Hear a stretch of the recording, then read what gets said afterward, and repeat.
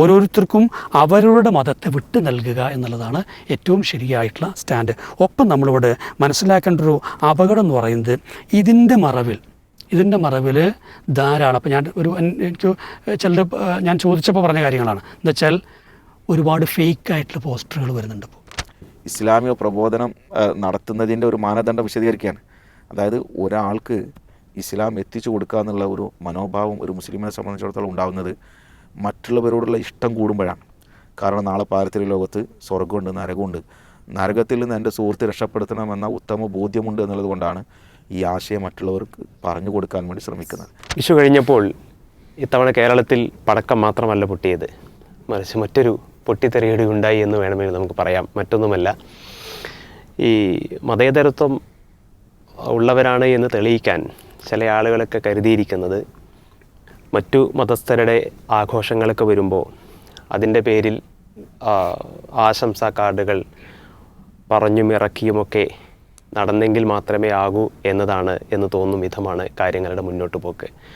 ഈയിടെ വിഷുവിൻ്റെ ആശംസകൾ അറിയിക്കുന്നതിന് വേണ്ടി 1-2 ഹോട്ടലുകൾ, മന്തി കടകളൊക്കെ അവരുടെ ആശംസാ കാർഡിൽ ശ്രീകൃഷ്ണൻ്റെ ചിത്രം മന്തിയുടെ മുൻപിൽ വെച്ചുകൊണ്ട് പ്രിൻ്റ് ചെയ്ത് പുറത്തിറക്കിയ ഒരു കാഴ്ച നമ്മളെല്ലാം കാണുകയുണ്ടായി. വിശ്വാസികളുടെ മനസ്സിനെ വ്രണപ്പെടുത്തും വിധമാണ് കാര്യങ്ങൾ പോയത് എന്നതും അതിൻ്റെ പേരിലുള്ള വിവാദവുമൊക്കെ യഥാർത്ഥത്തിൽ നാം കാണുകയുണ്ടായി. ഈ ഒരു വിഷയം നമ്മൾ ചർച്ചക്കെടുക്കുമ്പോൾ നമ്മൾ പലപ്പോഴും പറയാറുള്ളതാണ് ഈ മതേതരത്വം എങ്ങനെയാകണം എന്നത് സംബന്ധിച്ച ഒരു നിലപാട്. മറ്റൊന്നുമല്ല, നമ്മൾ നമ്മുടെ വിശ്വാസത്തിൽ അടിയുറച്ച് നിൽക്കുന്നതോടൊപ്പം മതത്തിൻ്റെ വിഷയത്തിൽ മതകാര്യങ്ങൾ കൊണ്ടും കൊടുക്കുകയുമല്ല വേണ്ടത്. നമ്മൾ നമ്മുടെ വിശ്വാസത്തിൽ അടിയുറച്ച് നിന്നുകൊണ്ട് പരസ്പരം സാഹോദര്യത്തോടു കൂടി പോവുകയാണ് വേണ്ടത് എന്ന നിലക്കുള്ള ഒരു നിലപാട് നമ്മൾ പലപ്പോഴും പറയാറുണ്ട്. ഇത് ശരിവെക്കുന്നതല്ലേ ഇത്തരം കാര്യങ്ങൾ എന്നതാണ് ആദ്യം നമ്മൾ എടുക്കുന്നത്. തീർച്ചയായിട്ടും പ്രത്യേകിച്ചും നമ്മുടെ കേരളത്തിൽ ഓണാഘോഷവുമായി ബന്ധപ്പെട്ടുകൊണ്ട് പലപ്പോഴും ഉയർന്നു വരാറുള്ള വിവാദങ്ങൾ, അതിനകത്തൊക്കെ പലപ്പോഴും മുസ്ലിങ്ങൾക്കിടയിൽ നിന്ന് തന്നെയുള്ള ഒരു വിഭാഗം ആളുകൾ അതൊരു കൾച്ചറൽ ഫെസ്റ്റിവലാണ്, അല്ലെങ്കിൽ ദേശീയ ഉത്സവമാണ്, അതുകൊണ്ട് തന്നെ അതിൽ നമ്മൾ പങ്കെടുത്തുകൊണ്ടാണ് മുന്നോട്ട് പോകേണ്ടത് എന്ന് വാദിക്കുന്നവരുണ്ട്. അതിലെ ചില അപകടങ്ങൾ ആണിപ്പോൾ നമ്മൾ ഈ തിരിച്ചറിഞ്ഞിട്ടുള്ളത്.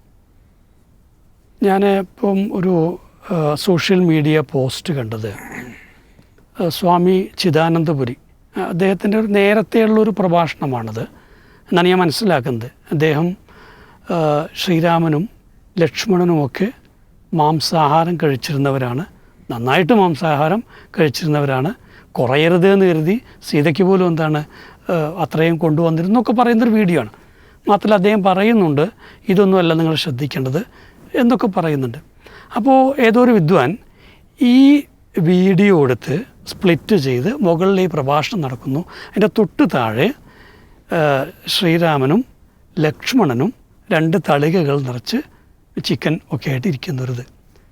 അത് പക്ഷേ ഒരു മുസ്ലിമിൻ്റെ പേരല്ല, ഒരു വിനോദ് എന്തോ പേരിലാണ് ഇതിറക്കിയിട്ടുള്ളത്. ഇനി ഫേക്കാണോ എന്ന് നമുക്കറിയില്ല. അപ്പോൾ ഇത് രണ്ടും കൂടെ വെച്ച് ഇത് പറയുമ്പോൾ ആർക്കും ഒന്നും പറയാൻ പറ്റില്ല. അപ്പോൾ ഞാനതിൻ്റെ അടിയിലുള്ള ഒരു കമൻസ് ഒന്ന് നോക്കി. ഇനി എന്താണ് ഈ സാധാരണ രീതിയിലുള്ള നെറ്റിസൻസിൻ്റെയൊക്കെ ഒരു കമൻസ് ഉണ്ടാവുമല്ലോ, പക്ഷെ ആരും സ്വാമിയെ കുറ്റം പറയുന്നില്ല, അല്ലെങ്കിൽ ഈ പോസ്റ്റ് ഉണ്ടാക്കിയതിനെ കുറിച്ചൊന്നും പറയുന്നില്ല. മറിച്ചെന്ന് വെച്ചാൽ ഇതൊക്കെ ഇപ്പോൾ ഉയർത്തിക്കൊണ്ടുവരേണ്ടതുണ്ടോ എന്നൊക്കെയാണ് ചോദിക്കുന്നത്. ഞാൻ പറഞ്ഞു വെച്ചാൽ അത് നമ്മൾ അനുകൂലിച്ച് പറഞ്ഞതല്ല, പക്ഷേ ആളുകൾ ഇത്തരം സമയങ്ങളിൽ ഇത് പിന്നെയും വഷളാക്കാൻ, ഇത്തരം രംഗങ്ങൾ പിന്നെയും വഷളാക്കാനുള്ള ഒരു ടെൻഡൻസികളാണ് ആളുകൾക്ക് ഉള്ളത്.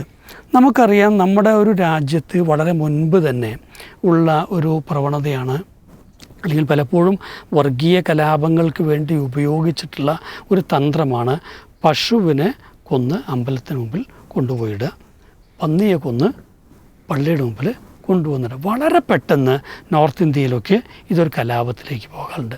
അതിൻ്റെ മറ്റൊരു എന്താ വെച്ചാൽ ഈ ഭക്ഷണം എന്ന് പറയുന്നത് പലപ്പോഴും വിവാദമാക്കാൻ കഴിയുന്ന ഒന്നാണ്. കാരണം ഭക്ഷണത്തിലൊരു സംസ്കാരമുണ്ട്, ചില രീതിയിൽ അതിൽ മതപരമായ ചില വ്യതിരിക്തതകളുണ്ട്.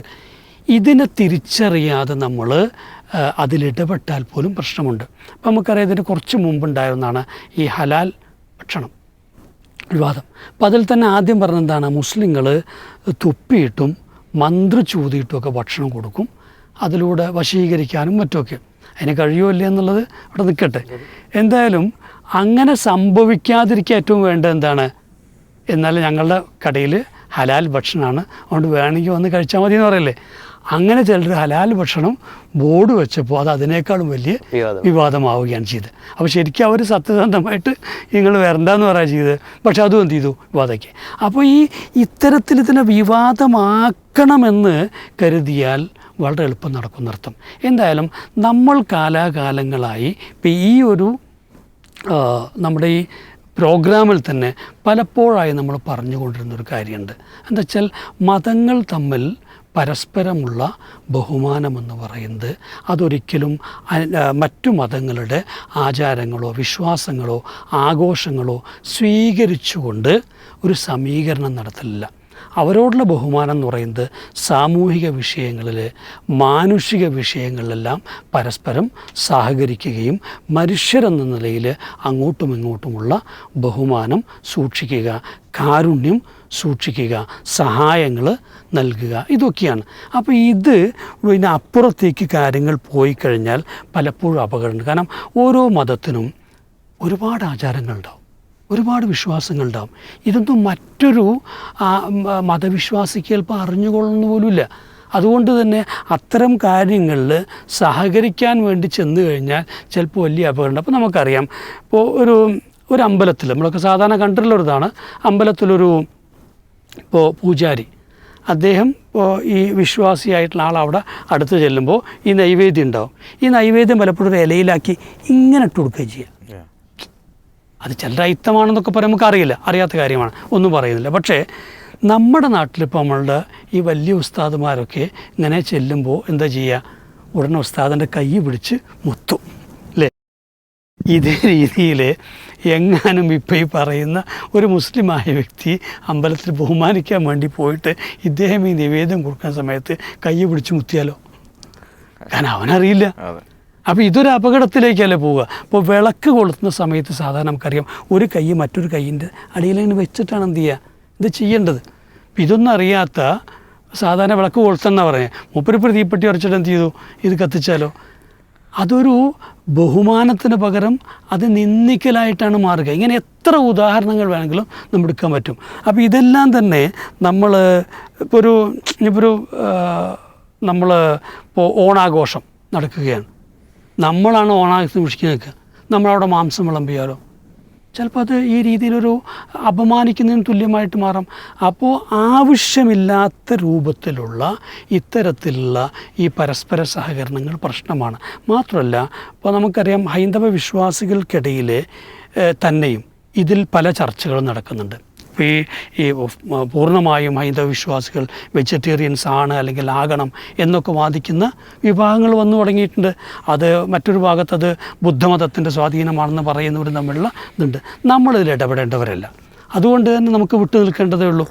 ഇവിടെ ഇപ്പോൾ ഈ അടുത്ത കാലത്ത് നമ്മൾ കണ്ടിട്ടുണ്ടാവും, എത്രയോ 12,000 ലക്ഷമോ എത്രയോ ലിറ്റർ പാല് ഒഴുക്കി കളഞ്ഞു. അതിന് പറഞ്ഞ കാരണം എന്തായിരുന്നു, പശുവിൻ്റെ പാല് പശുവിനെ കറന്നെടുക്കുന്നത് നിന്ദയാണ്, പശുവിൻ്റെ കുട്ടി കുടിക്കേണ്ടതാണ്, മാത്രമല്ല നമ്മൾ കുടിക്കുന്ന നിന്ദയാണ് എന്ന് പറഞ്ഞിട്ടാണ് ഇത് ചെയ്യുന്നത്. അപ്പോൾ ഇവിടെയൊക്കെ ഓരോ വിശ്വാസത്തെയും സംബന്ധിച്ചിടത്തോളം അത് പാലിക്കപ്പെട്ടു പോവുക എന്നുള്ളത് അവരുടെ ആവശ്യമാണ്. ഇത് നമ്മളെ സംബന്ധിച്ചോളം അതിനകത്ത് കയറി ഇടപെടേണ്ടതില്ല.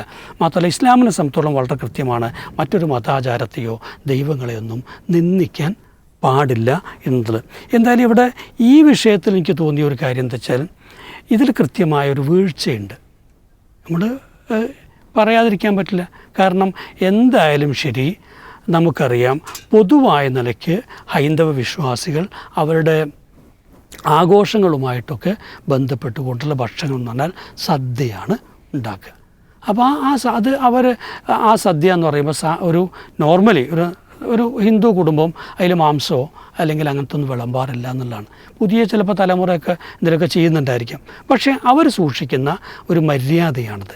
അതിനോട് ബഹുമാനം കാണിക്കാത്ത രൂപത്തിൽ ഉള്ളൊരു പോസ്റ്റർ തന്നെയാണ് ഈ ഉണ്ടായിട്ടുള്ളത്. ഒപ്പം എനിക്ക് തോന്നിച്ചാൽ ആദ്യമൊരു പോസ്റ്റർ ഇപ്പോൾ ചേർത്തലയിലാണ് പ്രത്യക്ഷപ്പെട്ടത്. അത് വിവാദമായി നിൽക്കുമ്പോഴാണ് മലപ്പുറം ജില്ലയിലൊരു പോസ്റ്റർ വീണ്ടും ചെയ്യുന്നത്. അതിന് രണ്ടൊരു സമയത്ത് വന്നതാണോ എന്ന് നമുക്ക് എന്ത് ചെയ്യാൻ അറിയില്ല. പക്ഷേ ഇതൊരു ആസൂത്രിതമാണ് എന്നാണ് പിന്നെ വാദം വരുന്നത്. ആസൂത്രിതമാണെങ്കിൽ ഇതിപ്പോൾ ഇങ്ങനെ 2 സ്ഥലങ്ങളിൽ മാത്രം അല്ല ഉണ്ടാവുക. പക്ഷേ ഒന്നുണ്ട്, ഈ ചെയ്തവർക്ക് ദുഷ്ടലാക്കുണ്ടോ അല്ലെങ്കിൽ അവർ ബോധപൂർവ്വം നിന്ദിക്കാൻ ശ്രമിച്ചോ അത് നമുക്കറിയാത്ത വിഷയമാണ്. എന്തായാലും വിഷു എന്ന് പറയുന്നത് ഒരർത്ഥത്തിൽ മതപരമാണെന്ന് തെളിഞ്ഞു ആണല്ലോ അല്ലേ. ഇനിയിപ്പോൾ ഓണം കൂടെ എന്താണ് മതപരമാണെന്ന് തെളിഞ്ഞാൽ മതി. എന്നാൽ പിന്നെ എന്താണ് വിട്ടു വെക്കണോ വേണ്ടെന്നുള്ളത് വേഗം നമുക്ക് എന്ത് ചെയ്യാം, തീരുമാനം എടുക്കാൻ പറ്റും. കാരണം ഈ നെറ്റിസൻസൊക്കെ എന്താ വെച്ചാൽ ഇതിൽ കൃത്യമായിട്ട് പറഞ്ഞാൽ ഇതൊരു കൾച്ചറൽ ഇൻസൾട്ടാണെന്നാണ്. മാത്രമല്ല അവർ പറഞ്ഞ വാചകം എന്താ വെച്ചാൽ ഈ culture is not a marketing tool എന്നാണ്. നമ്മൾ സമ്മതിച്ചു. കാരണം എന്ത് ചെയ്യേണ്ട, പ്രത്യേകിച്ചൊരു മതപരമായൊരു സംസ്കാരവുമായി ബന്ധപ്പെട്ട ഒന്നിനെ ആരും എന്ത് ചെയ്യേണ്ടതില്ല, മാർക്കറ്റിംഗ് ടൂളായിട്ട് ഉപയോഗിക്കേണ്ടതില്ല.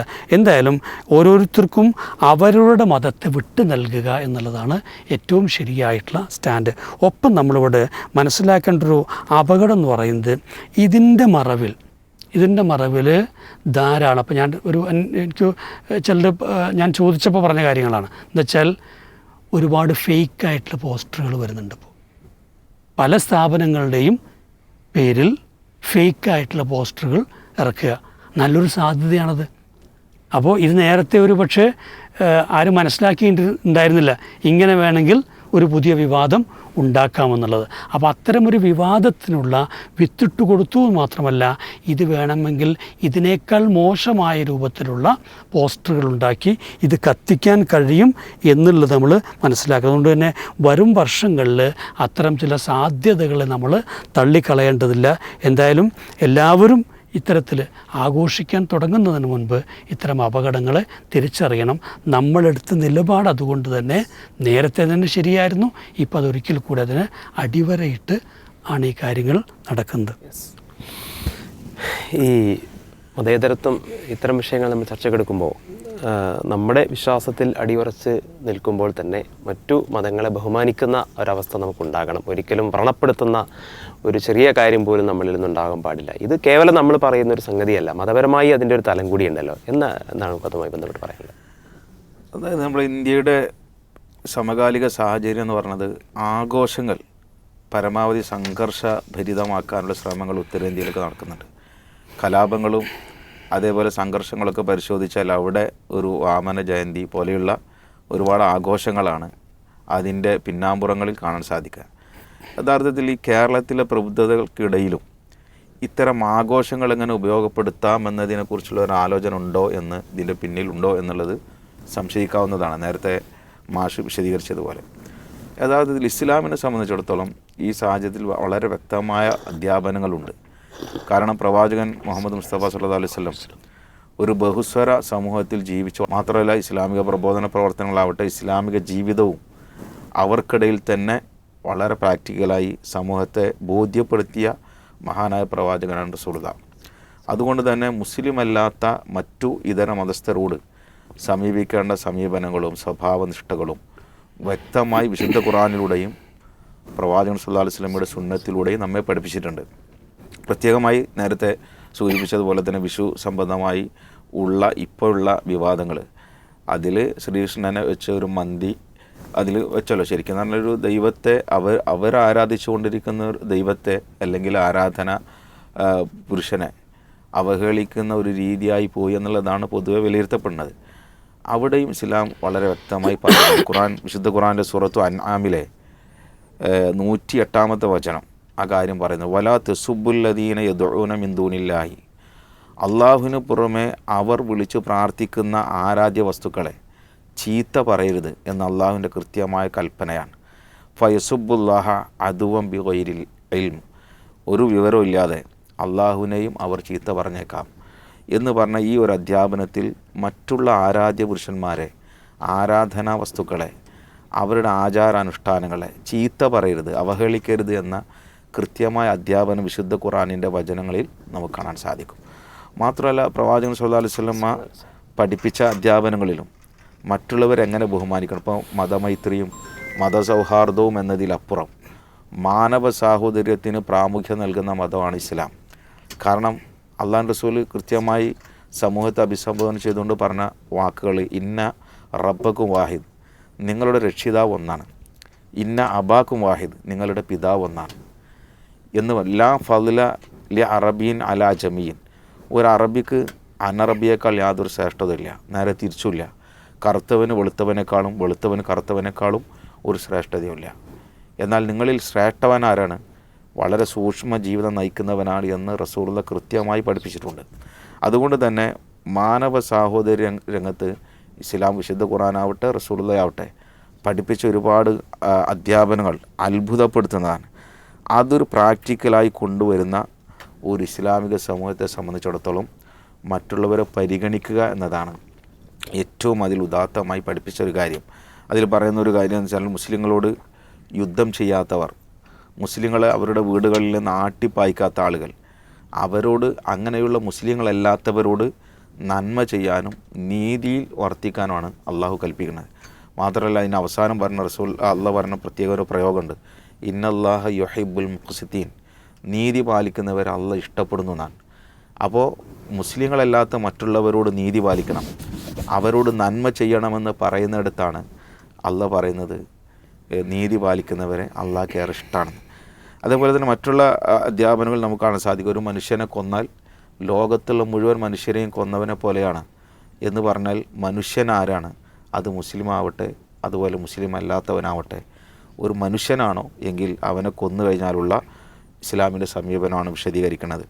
അതേപോലെ തന്നെ മുസ്ലിങ്ങളാണോ അല്ലെങ്കിൽ മുസ്ലിം അല്ലാത്തവരാണോ എന്നൊന്നും വ്യത്യാസമില്ലാതെ എല്ലാവരോടും കാരുണ്യം കാണിക്കണമെന്നാണ്. ഇർഹമു മംഫിൽ അർളി യർഹമുക്കും മംഫിസമ, ഭൂമിയിലുള്ളവരോട് കരുണ കാണിക്കുക, അപ്പോൾ ആകാശത്തുള്ളവൻ നിങ്ങളോട് കരുണ കാണിക്കും എന്ന അധ്യാപനത്തിനും അവിടെ മുസ്ലിങ്ങളാണ് അമുസ്ലിങ്ങളാണെന്ന് വേർതിരിവില്ല. ഏതൊരുത്തനോടും കരുണ കാണിക്കണമെന്ന അധ്യാപനമാണ്. അതുപോലെ അയൽവാസി വിശന്ന് നിൽക്കുന്ന സമയത്ത് വയറ് നിറക്കുന്നവൻ മുസ്ലിമല്ല. അള്ളാഹു റസൂൽ കൃത്യമല്ല, ലൈസ മിന്ന മൻ യഷ്ബ ജാറുഹു വജാഇഹുന്ന, അഥവാ അയൽവാസി വിശന്നിരിക്കുമ്പോൾ വയറ് നിറക്കുന്നവൻ നമ്മിൽപ്പെട്ടവനല്ല എന്ന് പറയുമ്പോൾ ആ അയൽവാസി മുസ്ലിമാണെന്നല്ല, മറിച്ച് മനുഷ്യനാവണം എന്നതാണ്. ആ നിലക്ക് ഓരോ അധ്യാപനങ്ങളും കൃത്യമായി ബഹുസ്വര സമൂഹത്തിൽ എങ്ങനെയാണ് വർത്തിക്കേണ്ടത് എന്ന് വിശുദ്ധ ഇസ്ലാം പ്രവാചകൻ സ്വല്ലല്ലാഹു അലൈഹി വസല്ലമയുടെ ജീവിതത്തിലൂടെ നമ്മെ പഠിപ്പിച്ചു തരുന്ന വാക്കുകളെ നമുക്ക് കാണാൻ സാധിക്കും. അതേപോലെ തന്നെയാണ് അള്ളാഹുവിനെയും അവൻ്റെ ദൂതനെയും ഏറ്റവും അധികം സ്നേഹിക്കുകയും ഇസ്ലാമിക പ്രബോധനം നടത്തുന്നതിൻ്റെ ഒരു മാനദണ്ഡം വിശദീകരിക്കുകയാണ്.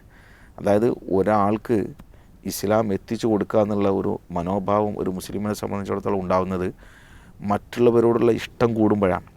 കാരണം നാളെ പാരത്രിക ലോകത്ത് സ്വർഗമുണ്ട്, നരകമുണ്ട്, നരകത്തിൽ നിന്ന് എൻ്റെ സുഹൃത്ത് രക്ഷപ്പെടുത്തണമെന്ന ഉത്തമ ബോധ്യമുണ്ട് എന്നുള്ളത് കൊണ്ടാണ് ഈ ആശയം മറ്റുള്ളവർക്ക് പറഞ്ഞു കൊടുക്കാൻ വേണ്ടി ശ്രമിക്കുന്നത്. ഈ നിലക്ക് സ്നേഹവും ഇഷ്ടവും സാഹോദര്യവും സൗഹൃദവും എല്ലാം അത് മുൻനിർത്തിക്കൊണ്ടുള്ള ഒരു സമീപനമാണ് ഇസ്ലാം. മാത്രമല്ല ഇപ്പോൾ ലൂത്ത് നബി അലൈഹി ഇസ്ലാമിനെ കുറിച്ച്, അതേപോലെ തന്നെ സ്വാലിഹ് നബി അലൈഹി ഇസ്ലാമിനെ കുറിച്ചൊക്കെ പറയുന്നത് ആ കാലഘട്ടത്തിൽ ജീവിച്ച മുസ്ലിങ്ങളല്ലാത്തവരെ കുറിച്ച് ഖുർആൻ പറയുന്നത് ലൂത്തിൻ്റെ സഹോദരങ്ങളെന്നാണ്. അതുപോലെ സ്വാലിഹിൻ്റെ സഹോദരങ്ങളെന്ന അഭിസംബോധനയാണ്. എന്ന് പറഞ്ഞാൽ സഹോദരങ്ങളായിട്ടാണ് വിശുദ്ധ ഖുർആൻ ആ വിഷയത്തിൽ പഠിപ്പിക്കുന്നത്. ഇങ്ങനെ ഓരോ സംഭവങ്ങൾ എടുത്ത് നോക്കിയാലും റസൂലുള്ളാഹിൻ്റെ കാലഘട്ടങ്ങളിൽ റസൂലുള്ളാഹിൻ്റെ കൂടെ ജീവിച്ച ഇപ്പോൾ ബനു ഖുറൈള, ബനു ഖൈനുഖാ, ബനു നദീർ ഗോത്രക്കാർ ജൂതന്മാരാണ്. അതേപോലെ പ്രവാചകൻ സ്വല്ലല്ലാഹു അലൈഹി വസല്ലം മരിക്കുന്ന സമയത്ത് റസൂലുള്ള പണയം വെച്ചിരുന്നത് ജൂതനുമായിട്ടാണ്. എന്നാൽ അവരുടെ ആരാധ്യ പുരുഷന്മാരെയോ ആരാധ്യ വസ്തുക്കളെയോ അവഹേളിച്ചതായും ചീത്ത പറഞ്ഞതായും റസൂലുള്ളാഹിന്റെ ചരിത്രത്തിൽ കാണാൻ സാധ്യമല്ല എന്ന് മാത്രമല്ല വളരെ ശക്തമായി അരുതെന്നാണ് റസൂലുള്ള പഠിപ്പിച്ചത്. അപ്പോൾ ആ ഒരു സൗഹൃദമാണ് ഉണ്ടാവേണ്ടത്. അല്ലാതെ നേരത്തെ മാഷ് സൂചിപ്പിച്ചതുപോലെ ഇപ്പോൾ ഹൈന്ദവ ആചാരം മുസൽമാൻ സ്വീകരിക്കുക, ഇസ്ലാമിലെ മുസ്ലിങ്ങൾ സ്വീകരിക്കുന്ന ആചാരങ്ങൾ ഹൈന്ദവരും സ്വീകരിക്കുക, ക്രൈസ്തവരും സ്വീകരിക്കുക എന്നതല്ല യഥാർത്ഥത്തിൽ മാനവ സൗഹാർദ്ദം കൊണ്ട് ഉദ്ദേശിക്കുന്നത്. അവനവൻ്റെ ആദർശമനുസരിച്ച് ജീവിക്കാനുള്ള അവസരങ്ങൾ ഉണ്ടാകുമ്പോൾ തന്നെ മറ്റുള്ളവനെ മനുഷ്യനായി കാണാനും അവനോടുള്ള സൗഹൃദം കാത്തു സൂക്ഷിക്കാനുള്ള മനസ്സാണ് ഉണ്ടാവേണ്ടത്. അവിടെ കാപഢ്യത്തിന് സ്ഥാനമില്ലാതെ വരുന്നുള്ളതാണ്. എന്നാൽ എൻ്റെ വിശ്വാസം ഞാൻ മറച്ചു വെച്ചുകൊണ്ട് മറ്റുള്ളവൻ്റെ വിശ്വാസം സ്വീകരിക്കുന്നതിലൂടെ തീർച്ചയായിട്ടും ഒരു കാപട്യത്തിൻ്റെ മനസ്സ് രൂപപ്പെടുന്ന ഒരവസ്ഥ ഉണ്ട്.